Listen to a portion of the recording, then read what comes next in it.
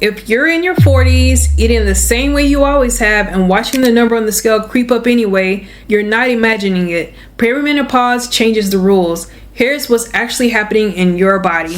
Hey there, I'm Tradina. I'm a registered dietitian nutritionist and a developmental psychologist. If you are in your 40s or honestly late 30s and you've noticed that your body is changing in ways that have nothing to do with what you're eating or how much you're moving, this video is for you.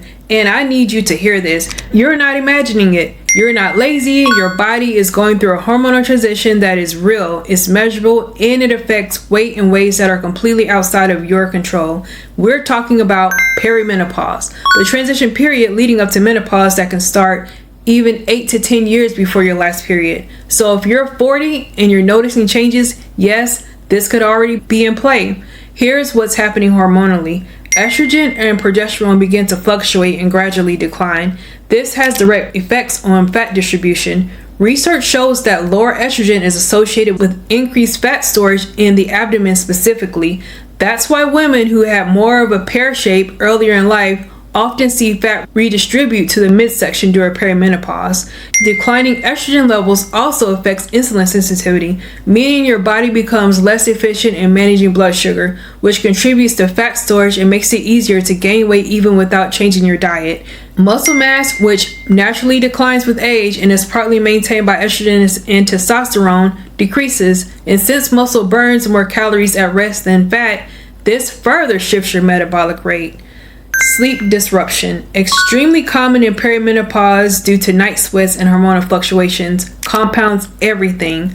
Poor sleep increases cortisol, dysregulates hunger hormones, and makes weight management significantly harder. So, what can you actually do? From a nutrition standpoint, protein becomes even more important during perimenopause than it was before.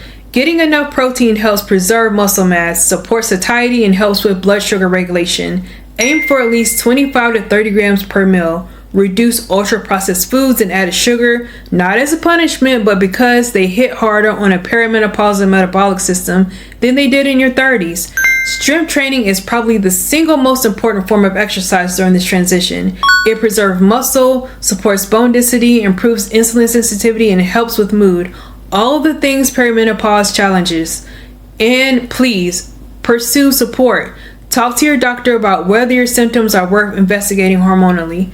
Consider working with a dietitian who understands perimenopause physiology, like yours truly. You don't have to figure this out alone, and you don't have to accept that this is just what getting older feels like. Now, before I go, if you want ongoing support from a community that actually understands what you're going through, please consider joining my Facebook group. If you want a deeper dive, please consider joining my monthly group coaching program, where you have the opportunity to work with me and also the rest of the members in the community. The details for both groups are in the description below.